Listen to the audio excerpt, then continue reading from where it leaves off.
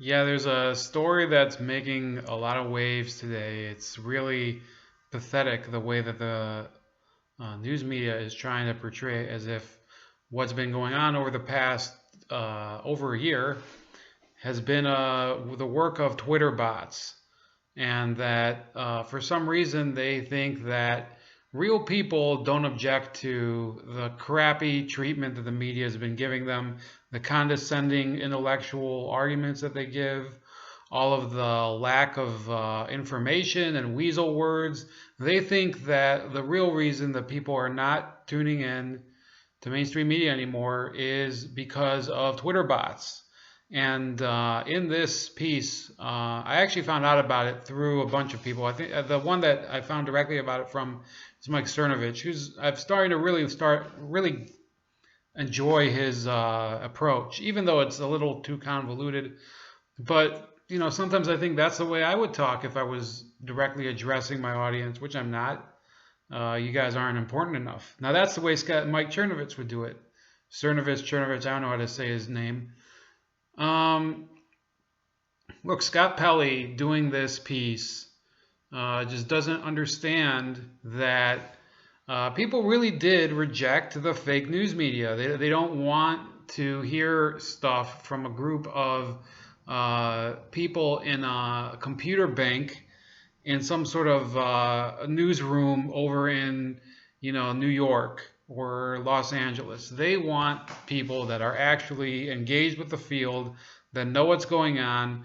The CNN people and the other network news outlets, they never cared to do that. They don't care at all. They don't care what the people actually want because they want to tell the people what they want.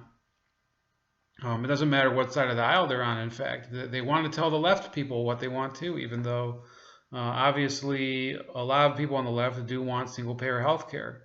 A lot of people on the right side or even the center know that they don't want illegal immigration. They just don't. They don't. But yet you have people like Jorge Ramos going around claiming that's a humanitarian issue.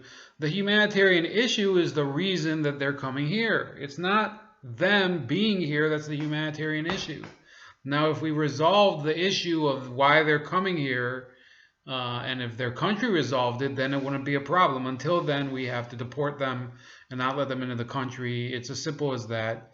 It has nothing to do with who they are because, honestly, anybody who came in just a blank slate person, absolutely know their identity, but who has no wage capabilities because he doesn't have citizenship, that person is a problem in terms of the labor market.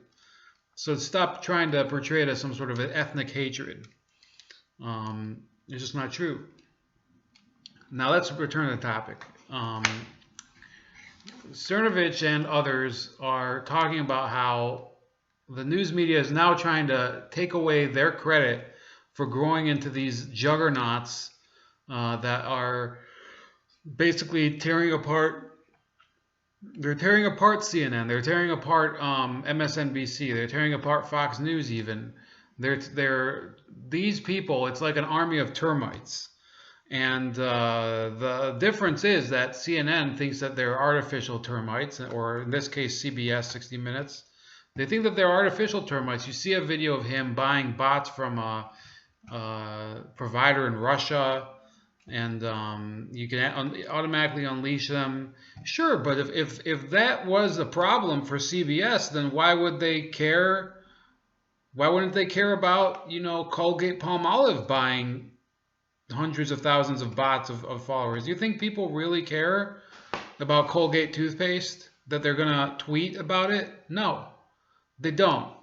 And then they were making a huge deal about it over the weekend because there were a lot of sites, a lot of people, a lot of podcasts that were being attacked for being just full of fake Twitter people when it's not really true. I can name off the top of my head, there were two sites, Sane Progressive, that she's not really a site. She has a YouTube following and a Facebook following, that they have Twitter accounts, and they have a massive Twitter following, and Rachel Maddow started saying, well, they're not really, they're really just an army of trolls.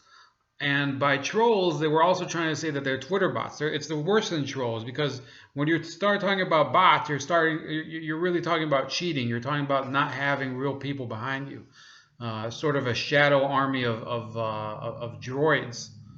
That's their implication, and it's just not true. The real people that are employing the bots are the corporate media, first of all, and their corporate sponsors, because there's nobody that feels that strongly about, Chick-fil-A, for example. Maybe there is. I mean, I know people that do, but I mean, how many people are crazy Chick-fil-A fans, okay?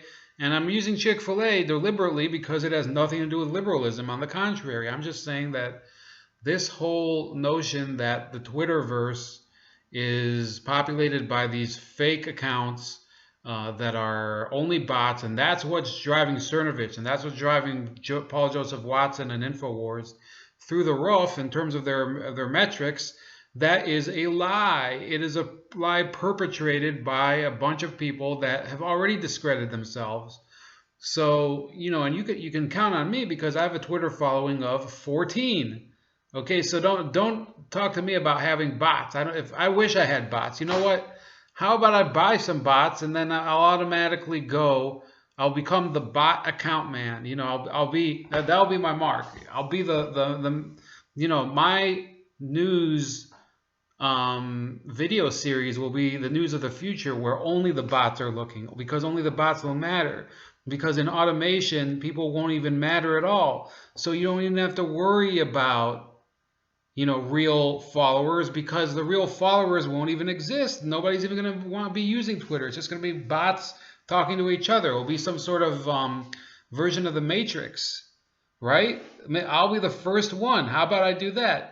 No, because it's ridiculous. Who would do something and then transparently people go on and they see everything that they're tweeting is virtually the same crap. It has nothing to do with anything. There's no creativity. You have to really be an idiot sometimes to believe that the followings of these alt-right, or in some cases just non-liberal people, are bot armies. Anyway, this is Ramon with Bold Like a Leopard. You can find Bold Like a Leopard at Chef Leopard on Twitter, and Facebook.com/Chef Leopard on Facebook. On YouTube, Bold Like a Leopard. On VidMe, also Chef Leopard. And on Blogger, struttingleopard.blogspot.com. And you can have a great Sunday evening. We might have another Clinton video coming up tonight. This is Ramon with Bold Like a Leopard, and we'll see you around the bend.